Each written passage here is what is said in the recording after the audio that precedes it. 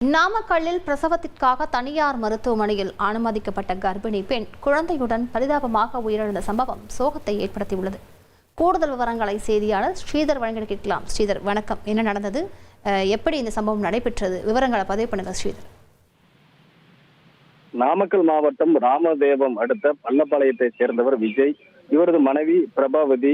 இவர்களுக்கு கடந்த ஓராண்டுக்கு முன்பு திருமணம் நடந்துள்ளது. இந்த நிலையில நிறைமாத கர்ப்பிணியாக பிரபாவதிக்கு பிரசவ வலி ஏற்பட்டுள்ளது. இதனை அடுத்து மோகனூரில் உள்ள தனியார் மருத்துவமனையில் பிரபாவதி அனுமதிக்கப்பட்டார். தொடர்ந்து அங்கு அறுவை சிகிச்சை மேற்கொள்ள முயற்சிகள் நடந்தது.